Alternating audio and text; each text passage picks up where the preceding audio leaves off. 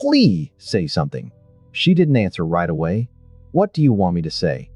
Say you hated me. Say anything. Just don't tell me you did all of that and never once. I did tell you. When? 63 times. I was standing in a bedroom with no walls left, just bare studs and a hole in the plaster the size of a filing cabinet, and I had the phone against my ear and a piece of paper shaking in my other hand. Read it, she said, the one you're holding. I looked down. The ink had gone the color of weak tea, but the handwriting was hers, small and level, like she'd trained herself to write without feeling anything. I said no to the house. I read, because your brother used your name on a loan, and I did not want you to lose him too. Nobody spoke for 4 full seconds. I counted them. Leora. Keep reading. There's 62 more of these behind that wall. 63, counting this one, all dated, all addressed to me, none of them mailed. I know how many there are, Adrian. I wrote them. Then why? Read the next line. My hands weren't steady enough to hold the paper still, so I set it on the sawdust-covered windowsill and read it there, the work lamp throwing my shadow up the broken wall like something trying to get out. I've been paying it since March, I read. $400 a month, sometimes more. He does not know. You cannot know either, or he loses the company and you lose him, and I decided a long time ago that I would rather you have your brother than have the truth. Ha! I put my hand flat on the wall to steady myself, on the part that was still plaster, the part I hadn't broken yet. You let me think you didn't want a life with me, I said. For 6 years, you let me think that. I let you think a lot of things. Why didn't you just tell me? There was a sound on her end that might have been a breath, might have been a door. Because you would have gone to him, she said, and I needed you to have a brother more than I needed you to know the truth about your wife. I didn't have anything to say to that. I stood in the dust with the phone against my ear and the letter curling slightly at the edge from the damp of my own hand, and somewhere down the hall a pipe ticked as it cooled, and I realized I had spent 8 months being certain that this woman had never loved me, and I was holding proof, in her own handwriting, dated and folded and hidden behind drywall for years, that she had done almost nothing else. There's a letter here from the week of the opening, I said. The company opening. You weren't there. I know I wasn't there. Where were you? She didn't answer that one. And that was the thing about Leora that I had never learned, not in 6 years of marriage and 8 months of silence after it. When she didn't want to answer a question, she didn't lie. She just let the question sit there in the air until you gave up asking it, and you always gave up asking it, because the alternative was standing in a silence that felt like falling. I looked at the letter in my hand and then at the stack behind the broken wall, 63 envelopes tied by year with strips of medical tape, the kind she used to bring home from her shifts because it never left residue. I'm going to read all of them, I said. I know. I know that too. And then, before I could ask the question that mattered most, not why, I already had 63 reasons why, but where she was calling me from, and whether she was standing somewhere I could still find her. The line went quiet, and I understood she had hung up on purpose, the way she used to hang a picture level on the first try and never move it again. But to understand why I was standing in a gutted bedroom at 11 at night reading letters my ex-wife never sent me, you have to go back 6 years, to a plastic chair in an emergency room waiting area at 3 in the morning. I'd cut my hand open on a piece of flashing on a job that was already 3 weeks behind, and I was sitting there with a wad of paper towel going through fast, watching the clock like it owed me money, when a nurse called my name and didn't smile at me, which I liked immediately, because everyone else in that waiting room had been smiling at me all night like I was going to die. She stitched my palm without a word of small talk, and when I asked if it would scar, she said, "Probably," and kept working, and I thought, I could marry a woman like this. I didn't say it out loud. I said it 11 months later in a parking lot, badly, and she said okay, like I'd asked her what time it was. The marriage that followed was quiet in a way my family never was. I grew up in a house where people said I love you before breakfast, and during arguments, and at the end of every phone call, and it meant less each time, until it was just something you said the way you said goodbye. Leora didn't do that. In 6 years, she never once said the words to me, not on our wedding day, not on a single birthday, not once. And I told myself for a long time that it didn't matter because she showed it in other ways. Then the other ways started disappearing too. 2 years in, I brought home a listing for a house on the east side of the city, 3 bedrooms, a yard with a fence already up, the kind of place I'd been circling in my head since before we got married. I put it on the kitchen table like it was a present. "No," she said, before she'd even finished reading the price. "You didn't look at it." I looked at it. Leora, this is a good house. This is the house. I know it's a good house. Then what's the problem? She folded the paper closed along its original crease, careful about it, the way she was careful about everything that belonged to someone else, and set it back down in front of me. I don't want it, she said, and that was the whole answer. No number, no reason, no counteroffer. I asked her again over dinner, and she changed the subject to a patient who'd come in that day with a fishhook through his thumb, and I asked a third time before bed, and she was already turned toward the wall, her breathing gone slow and even in a way I would later learn she could fake. I let it go, because that was what you did with Leora. You asked 3 times and then you filed it under things she wouldn't explain next to her missing college friends and her one photograph of her mother, face down in a drawer. I didn't know yet that there was a number attached to that house. I didn't know a debt existed with my name forged onto it, $400 a month bleeding out of an account she never let me see the full statement for. I just knew she'd said no to something I wanted badly and given me nothing in return but a folded newspaper and a story about a man with a fishhook in his hand. It would be 4 more years before I found out what the real answer had been. By then, I had stopped asking her questions almost entirely and started asking myself questions about her instead, which is a much lonelier way to run a marriage. The company opening was the biggest night of my professional life, and she wasn't in the room for it. I'd spent 3 years building veil restorations out of a single pickup truck and a business card I designed myself. And the night we opened the new office, I stood at the front of a rented hall in a jacket that still had the fold lines from the store, waiting for the door to open one more time before I gave the speech I'd practiced in the bathroom mirror. It didn't open. I gave the speech to a room that had one empty chair in the second row with her name card still sitting on it, and I smiled the whole way through it because 40 people were watching me and none of them needed to know that my wife wasn't one of them. She got home past midnight. I was still awake, sitting in the dark kitchen with my tie undone, and I heard her key in the door and I didn't get up. "Where were you?" I said, not a question, a flat statement with a question mark stapled onto the end of it out of habit. "I got held up. At the hospital." "You? "For 13 hours, Leora. Your shift ends at 7.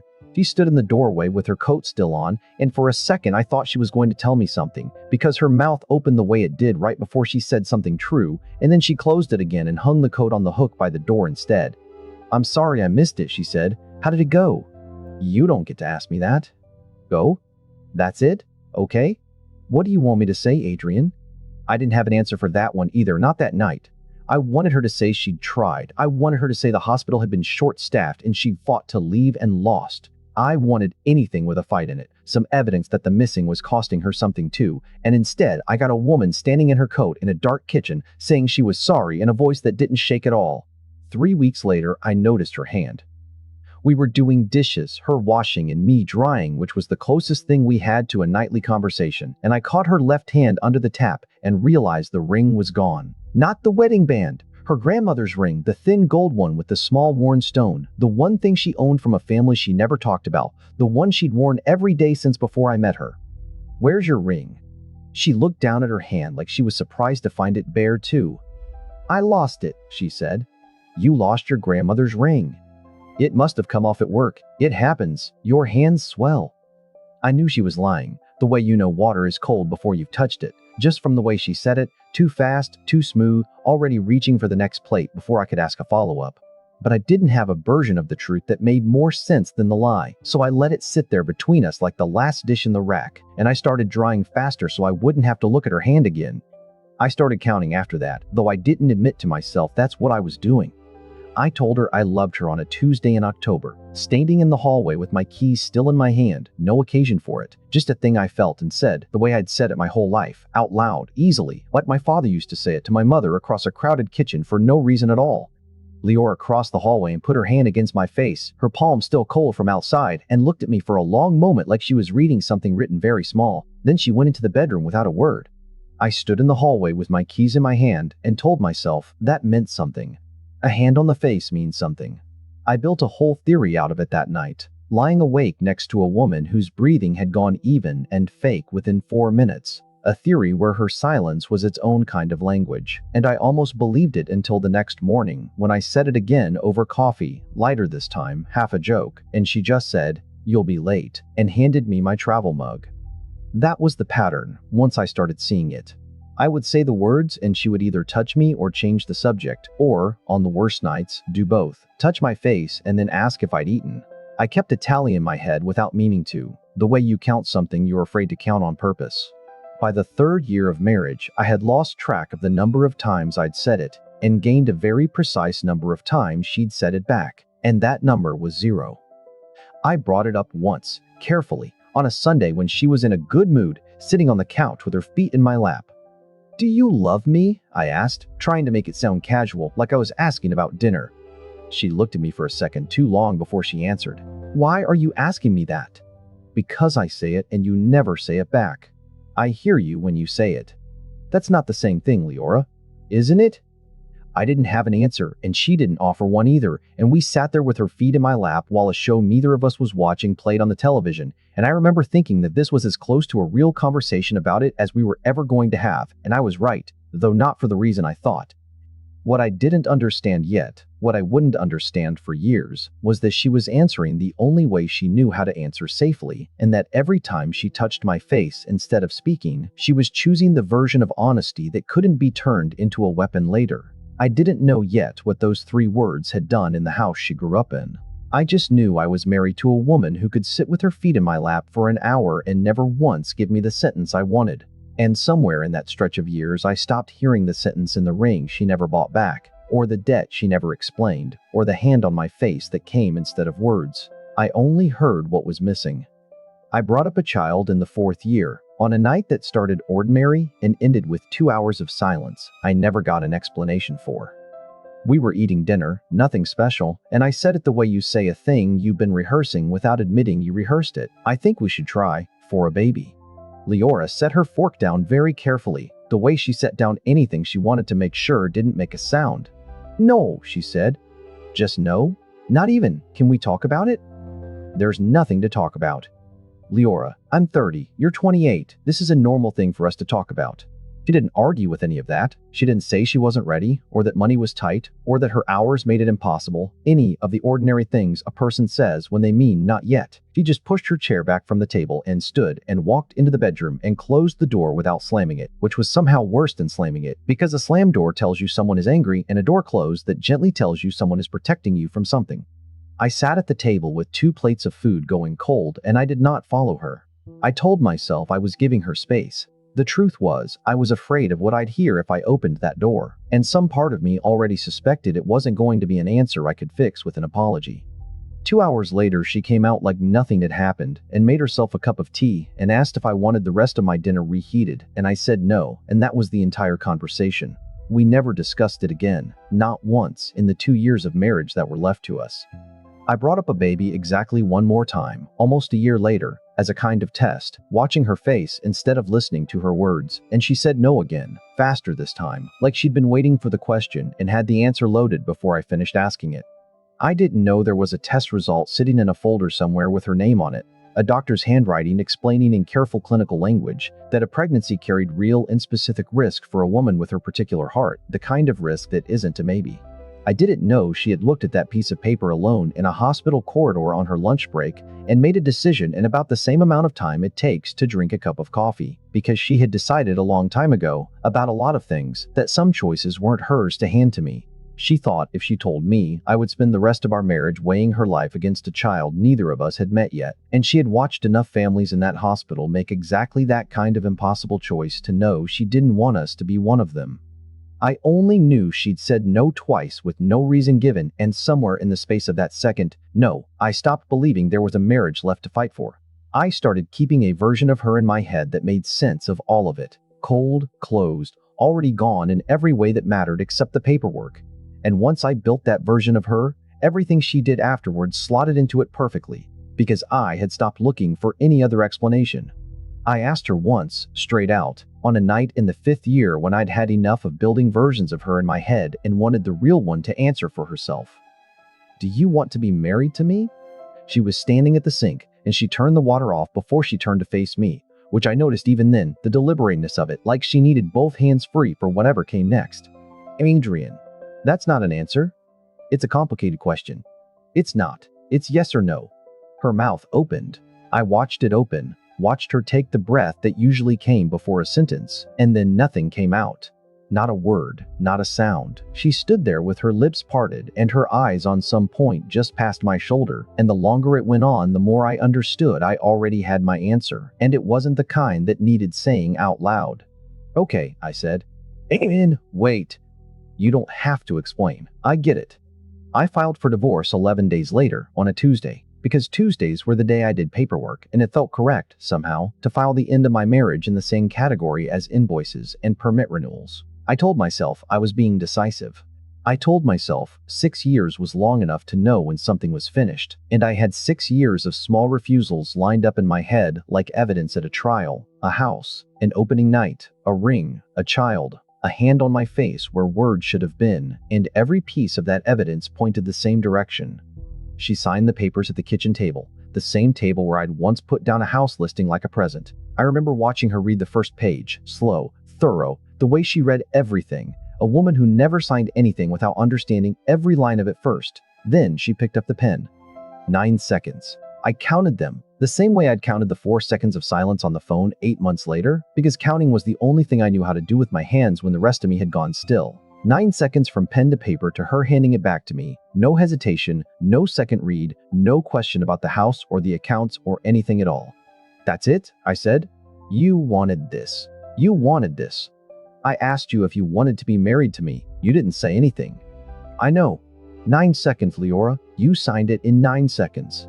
She looked at me then, really looked, in a way she hadn't in longer than I could remember, and for 1 second I thought she was finally going to say something that would explain all of it. The house and the ring and the empty chair at the opening and the 2 hours behind a closed door. Instead, she stood and got her coat and said, "I hope the house sells fast," which made no sense to either of us at the time because we hadn't even listed it yet. I didn't understand until much later that she wasn't talking about the sale. She was talking about the day she knew was coming, the day someone would finally take a hammer to the walls of that apartment, and she was already grieving something I didn't know existed yet. 8 months of an empty apartment and a shared custody schedule for a couch nobody wanted turned into a Tuesday afternoon when an architect named Nadia Cole walked onto one of my job sites in steel-toed boots and a laugh that carried across a construction floor like it wasn't afraid of anything. We were renovating a building downtown, and she was the architect of record, and the first thing she ever said to me was, "Your guys framed this stairwell 4 inches off spec, and I need you to fix it before I have a heart attack." Which was not romantic in any conventional sense, but it made me laugh for the first time in weeks, and I noticed that the way you notice the first time you laugh, after something has broken.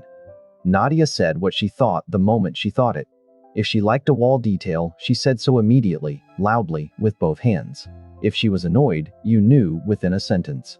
There was no gap between what she felt and what came out of her mouth, and after 6 years of learning to read silence like a second language, being around someone that direct felt like putting down a heavy bag I hadn't realized I was still carrying. We started seeing each other in the fall. By the 3rd week, she told me she loved me over takeout containers on the floor of her half-furnished apartment, said it plainly, the way she said everything, no ceremony to it. "I love you," she said, and then passed the noodles in almost the same breath, like the sentence cost her nothing at all. I said it back within the week.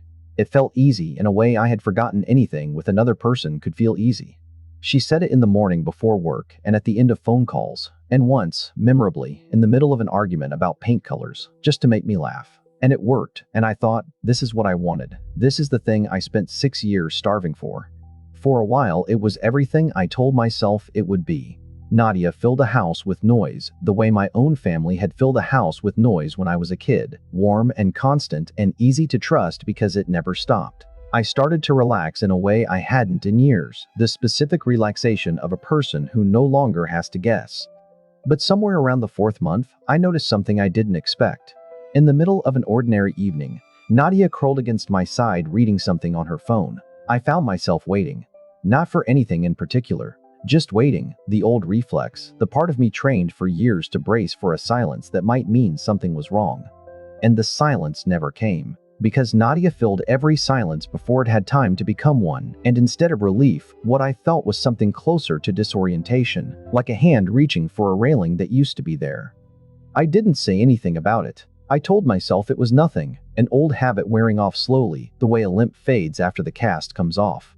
I had no idea yet that the apartment was about to sell, or that I was about to insist, over Nadia's mild objection, on gutting the bedroom myself instead of hiring it out, telling both of us it was about saving money on a crew, when the truth was closer to something I couldn't have explained to her even if I'd understood it myself. The offer on the apartment came in on a Thursday, a fair number from a young couple who wanted to move in before the end of the year, and my agent called to ask how fast I could get it ready to close. "I'll gut the bedroom myself," I told her. "Save the buyer some headache with the wiring in there anyway." That was true. The wiring in that bedroom had been a problem since we bought the place. Old cloth-wrapped cable behind a wall that had clearly been patched at some point by someone who didn't know what they were doing. It was also not the real reason, and I knew it wasn't the real reason even as I said it, though it would take a sledgehammer and a hole in the plaster before I understood what the real reason actually was. Nadia offered to help. I told her it would go faster alone, which was also true, and also not the whole truth, and if she noticed the gap between those two things, she didn't say so, because that wasn't how Nadia operated. She said what she felt and let other people manage their own silences, which was, I was starting to understand, its own kind of gift, and also its own kind of blind spot. I drove out to the apartment on a Friday night after work, alone, with a truck full of tools I hadn't needed to bring for a job this size. I told myself I wanted to get a jump on the weekend.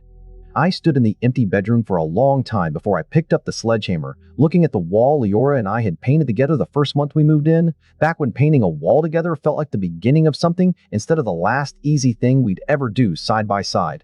I don't know exactly what I expected to feel, swinging a hammer through a room that used to be ours. Some kind of ending probably. A clean one. The kind you get to choose the shape of, instead of the messy, unfinished one a signature on a piece of paper actually gives you. The first swing went through easy, plaster and lath giving way, the way old walls always do, a soft collapse rather than a fight. I cleared a section down to the studs without thinking much of anything, the work taking over the way it always did, muscle memory standing in for whatever I didn't want to feel. Then the hammer hit something that wasn't supposed to be there. It wasn't a stud, it wasn't wiring. It was flat, and it gave slightly under the blow in a way solid framing never does, and I stood there in the dust with the hammer still raised, staring at a section of wall that looked exactly like every other section of wall I'd just torn through, except that behind it, I could tell just from the sound, there was empty space where there shouldn't have been any at all. I set the hammer down and used a pry bar instead, working slower, the way you work when some part of you already suspects you're about to find something you can't unfind. The cavity was small, maybe 2 feet wide, framed neatly between two studs with lumber that didn't match the rest of the wall. Newer, cut clean, the work of someone who knew exactly what they were doing with a circular saw and a level. Someone had built a box inside my bedroom wall, sealed it, plastered over the seams so well that I had run my hand along that exact section 100 times over 6 years and never felt a ridge, never heard a hollow knock, never once suspected it was anything but wall. Inside the box were bundles of envelopes, standing upright, packed close, tied together in groups with strips of white medical tape gone slightly yellow at the edges. I counted the bundles before I counted the letters, because counting was still the only thing my hands knew how to do. 6 bundles, 1 for each year. I pulled the first one loose and my hands were shaking hard enough that the tape didn't want to come off clean. When it finally gave, the top envelope had a date on it in her small, level handwriting, a date from 4 months after our wedding, and under the date, just one word, Adrian. Not Dear Adrian. Just my name, like she was labeling something rather than addressing it, or like she couldn't bring herself to open a letter to me with a word as soft as dear. I opened it there on the floor, sitting in a puddle of my own dust with my back against a stud, and read the first letter I ever received from my own wife, 8 months after our divorce was final, in a bedroom that no longer had 4 walls. It was short, 2 paragraphs. It described an ordinary Tuesday I barely remembered, a fight we'd had about nothing, some small domestic friction that had long since dissolved into the general blur of a marriage's early months. She wrote that she'd wanted to tell me something that day and hadn't been able to, and that she was writing it down instead because a piece of paper couldn't ask her a follow-up question she wasn't ready to answer. Then she wrote the thing itself, plain, undecorated, a fact rather than a confession, and folded the paper back along its crease and never sent it, and instead came out to the kitchen 10 minutes later and made dinner like nothing in the world was wrong. I sat with that first letter for a long time before I reached for the second one. Somewhere in my chest was a feeling I didn't have a fast name for, something between grief and fury, and a very specific, physical kind of shame. The shame of a man realizing he had spent years reading a book upside down and blaming the book for not making sense.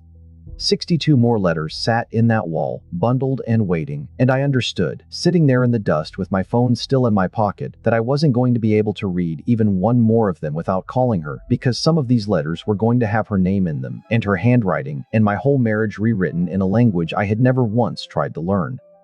That was the call. That was the phone against my ear, and the paper shaking in my hand, and a voice on the other end saying 63 like it was the simplest number in the world. I didn't call her again that night, though I wanted to. She'd hung up on her own terms, the way she did most things, and some instinct told me that if I tried to force the next conversation before I understood what I was actually asking, I'd lose whatever thread had just opened between us.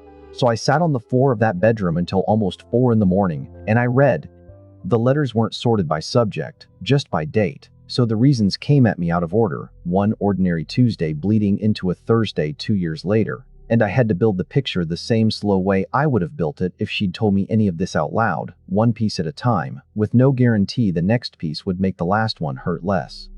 The house letter I had already read, standing in the rubble with the phone against my ear. Reading it again on paper, alone, I found the second paragraph I hadn't gotten to on the call. Theron had come to her directly, not to me, 6 years ago, with a loan document that already had my signature on it, forged well enough that even I might not have caught it at a glance, and he'd told her he was 3 weeks from losing everything, the company, the apartment he was renting, the version of himself he still believed he was going to become. She hadn't gone to me because she'd done the math on what it would cost. If I found out my own brother forged my name, I would either report him or cut him off completely, and either way I would lose the only sibling I had in a family that was already smaller than either of us wanted. So she'd gone to the bank instead, quietly, and set up a payment plan in her own name against a debt that was never hers, and she'd said no to a house I wanted so the extra $400 a month wouldn't have to come out of an account I might notice. I read a bank statement, folded into the same envelope, 4 years of payments in small determined amounts, and did the math myself, sitting on the floor. The house wasn't a house I couldn't have afforded. It was a house we couldn't afford twice, once for us and once for a debt she was quietly paying down so my brother could keep being my brother. The opening night letter was shorter and harder to read, because the handwriting on that one wasn't as steady as the others. She'd been in the hospital that night, not working, admitted. A heart irregularity that had put her in a bed on the cardiac floor for observation while alarms went off around her from other patients' monitors, and she lay there doing the math on how to explain a missed opening night without explaining why she'd missed it. She wrote that she'd asked the nurse 3 times if she could sign herself out early and been told no each time, and that she'd spent the 2 hours my speech was happening staring at a ceiling tile with a water stain shaped like a boat, composing an apology in her head that she knew wouldn't be enough, and turned out, in the kitchen at midnight, not to be. She didn't tell me because a cardiac irregularity, spoken out loud to a husband who already wanted a house and a child and a wife who said things back to him, would have become a conversation about her heart instead of a conversation about the opening, and she had decided that night, staring at the water-stained ceiling tile, that I deserved one uncomplicated evening even if it cost her the ability to be in the room for it. I sat with that letter longest of all, because it meant every silence I'd read as coldness that night had actually been a woman managing a body that could fail her, alone, on a hospital bed, while I gave a toast to a room full of people and thanked everyone but her. The letter about the ring was near the bottom of the third bundle, dated the week I'd caught her hand bare under the kitchen tap. She wrote that she'd sold it to a jeweler 2 streets from the hospital on her lunch break for less than it was worth because she didn't have time to shop around for a better offer before her shift started again. The money went to close out the last of the loan Theron's forgery had opened, the final payment, the one that would have let her finally stop lying about the debt if she'd been willing to tell me it existed in the first place. She wrote that her grandmother would have understood. She wrote that her grandmother had also spent a marriage keeping other people's disasters quiet, and that some kinds of love apparently ran in families the same way eye color did, whether you wanted them to or not. The pregnancy letter was harder to find because it wasn't in an envelope with the others. It was folded into a hospital printout, a cardiology report with technical language I had to read twice to understand, a note in a doctor's handwriting about elevated risk, about a heart that had a name for its condition, about the specific danger a pregnancy would carry for a woman with exactly her diagnosis. stapled to the front of it, in Leora's writing, "If I tell him, he will spend 9 months watching me instead of loving me, and if it goes wrong, he will spend the rest of his life blaming a child he never got to meet. I would rather he think I don't want one." I read that line 4 times before I could make myself fold the paper closed. She'd said no twice, flat, with no explanation, and let me build a version of her in my head where the child simply mattered less to her than it did to me, and the entire time the real answer had been sitting in a folder with her own life on one side of the ledger and my ability to sleep at night on the other. I called Darren the next morning before I'd slept, still covered in 6 years of dust. He met me at a diner near his apartment, and I put the bank statement on the table between us without a word, and watched his face do the thing it always did when he was caught, which was talk faster instead of slower. "Okay, look, I was going to tell you eventually. I was 3 weeks from underwater, and it's not like I forged your signature to hurt you. I forged it because I panicked, and I always meant to pay it back once the second location turned a profit, which, by the way, it almost did, twice, and I know how that sounds. I do, but you have to understand the position I was in." He talked for 4 minutes. I counted, out of habit. He explained the loan, the panic, the second location, the timing, the pressure, the intention, every detail except the word I was waiting for, the 2 syllables that never once left his mouth in 4 straight minutes of explanation, and I understood, watching him, that I wasn't looking at a man who regretted what he'd done. I was looking at a man who regretted getting caught, and had spent 6 years letting a woman he barely thanked absorb the cost of that difference, one hidden payment at a time. I found Leora's hospital 2 days later, the emergency department where she'd worked for as long as I'd known her, and I asked for her at the desk and got a woman named Elena Reyes instead, arms crossed, standing between me and the door to the back like she'd been expecting me for 8 months. "She's not on shift," Elena said. "Do you know where she is?" "I know a lot of things, Adrian." I'd met Elena twice, both times briefly, at hospital functions Leora had dragged me to, and I'd left early from. She had the specific stillness of someone who had spent a career delivering bad news calmly, and she was looking at me now with an expression that wasn't unkind exactly, but wasn't inclined to make anything easy for me either. "I found letters," I said, "behind the bedroom wall, all 63 of them." "I know, she told me about the wall a long time ago." "Then you know everything I just found out." "I've known most of it for years." "So, tell me where she is." Elena uncrossed her arms and leaned against the desk, unhurried, the way people move when they've already decided the conversation is going to take as long as it takes. "I'm not going to do that," she said. "Not yet." "Why not?" "Because you're standing here telling me what you found. You haven't told me what you did." I opened my mouth to argue and she waited, patient, the way I imagined she waited with families in the worst hallway conversations of their lives, and something about that patience made the easy answer die in my throat before I could say it. "I asked her the wrong questions," I said finally. "For 6 years. I asked why, and where, and what's wrong, like she owed me an explanation for every silence, and when she couldn't give me one fast enough, I built a version of her in my head that made all the silences make sense, and it was wrong, and I never once asked her what she needed instead of what she was hiding." Elena studied me for a moment, like she was checking the answer against something she already knew. "She used to sit right there," she said, nodding toward a bench near the ambulance bay, on her breaks, writing those letters on the back of discharge forms before she copied them out clean at home. "I asked her once why she didn't just give them to you." "What did she say?" "She said you wouldn't have believed the actions, you only ever believed the words." And she couldn't make herself say words her mother used like a weapon for 30 years. Elena paused. "She's staying at a rental 2 blocks from the water tower, the yellow building with the outside stairs. 3rd floor. She doesn't know I'm telling you this." "Why are you telling me then?"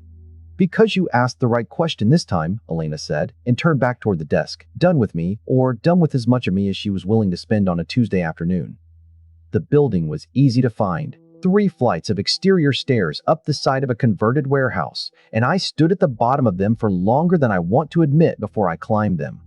She opened the door before I knocked, like she'd been watching the street, wearing an old gray cardigan I recognized from a decade of winters, her hair down instead of pinned back the way it always was for work. She didn't look surprised to see me. She looked like someone who had been expecting this exact moment since the day a hammer first touched that wall, and had simply been waiting to find out which version of me would show up. "You read all of them," she said, not a question. 63 times, I counted.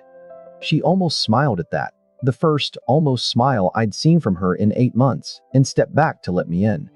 The apartment was small, sparse, in a way that reminded me of the early days of our marriage, before either of us had accumulated enough to fill a room. There was a mug on the counter, one mug, and I noticed it the way you notice small things when you're too afraid to look at the large one standing in front of you. We sat across from each other at a table barely big enough for two mugs, and for a while neither of us said anything, which felt, for the first time in years, less like a wall between us and more like two people finally standing on the same side of one. "My mother said it every day," she said finally, without me asking. "Every single morning, before he'd even had coffee. 'I love you,' and then she'd tell him what he'd done wrong the night before, and then she'd say it again at dinner right before she told him he was failing at something else." By the time I was 12, I understood those 3 words weren't a gift. They were a setup, a way of making sure the damage that came right after would land softer, because how could someone who loved you that much really mean to hurt you? Little Yora. I decided I would never do that to anyone. If I loved someone, I would do something about it instead of saying it and hoping the saying counted for something. I thought that was the honest version of love. I never once considered that a person could stand right next to all that doing and still starve, because he was listening for the words the whole time and I never gave him a single one. I reached across the small table and put my hand over hers, and she let me, which she hadn't done in the 8 months since the divorce. Not once, not even when we'd had to sign the last of the paperwork together in a lawyer's office that smelled like old coffee. "I'm not going to ask you why you didn't tell me," I said. "I read the letters. I know why. I'm asking you something else." She waited, and for the first time since the emergency room waiting area 16 years ago, I watched her brace for a question instead of already knowing the answer to it. "What were you carrying?" I asked. "Not what you hid, what it actually weighed, carrying it alone for 6 years, and then for 8 more months after that, still writing letters to a man who'd already left." Her eyes went bright, and for a moment I thought she might finally do the thing I'd waited a marriage for, and then she didn't, because that was never going to be how this worked. Not for her, not even now. Instead, she turned her hand over under mine, so our palms were pressed together and held on, and that was the answer, the whole answer, delivered the only way she had ever known how to give one. I rebuilt the bedroom wall myself, the way I'd promised the buyers I would, but I didn't rebuild it the way it had been. Where the hidden cavity used to be, I framed a small open shelf instead. Level, finished clean, the kind of detail a good contractor puts in a house he actually cares about instead of one he's just closing out. Before I closed up the last section of drywall around it, I put one envelope inside, my own handwriting on the front this time, small and even, because I'd practiced it a few times the night before, wanting it to look like something I meant. I didn't tell her what was in it. I'm not going to tell you either, except to say it took me longer to write than any bid or contract I've ever put together in 15 years of this work, and that it was the first time in my life I'd said something on paper that I hadn't been able to make myself say out loud first. Leora came by the apartment the day before the new owners took possession to walk through it one last time, the way people do with places that used to hold their whole lives. She found the shelf on her own, without me pointing to it, and stood in front of it for a long moment with her hand resting flat against the wood, the same way she used to rest her hand against my face instead of answering a question. She didn't cry, and I didn't expect her to. What she did instead was set her mug down on the counter on her way out, the one she'd carried over from her own apartment out of habit, and leave it there, half full, like she planned on coming back for it. We didn't get remarried that week, or that month. I want to be honest about that, because the easy version of this story would have me buying a ring back from some jeweler and asking her again in a room full of people, and that would have been exactly the kind of thing I would have wanted 8 months earlier, loud and public and full of words. That's not what happened, and I don't think it's what either of us needed. What happened instead was smaller. She started leaving her door unlocked on the nights she knew I might stop by after a job ran late. I started saying less and noticing more, watching for the things she did instead of waiting for the things she said, learning slowly, the way you learn any second language, by getting it wrong 100 times before a sentence finally lands the way it was meant to. I think about the wall sometimes, when I'm on a job and a client wants me to tear one down without knowing what's behind it. I think about how easy it would have been to walk past that section of drywall 100 more times, sell the apartment furnished, let some other contractor find 63 letters addressed to a stranger and throw them out without a second thought. And I think about how close I came to living the rest of my life certain I'd been left by a woman who had, in fact, never once stopped choosing me. Just never in the language I knew how to hear. If you're watching this, and someone in your life has gone quiet on you, consider something before you decide what that silence means. Some people say love out loud because it cost them nothing to say it. Other people learned, somewhere along the way, usually somewhere painful, that words can be a weapon, and they decided the only safe way to love someone was to do it where you couldn't see the bill. It doesn't make the silent kind of love less real. It just makes it harder to find, and it means somebody out there might be loving you right now, every single day, in a language you never learned to read.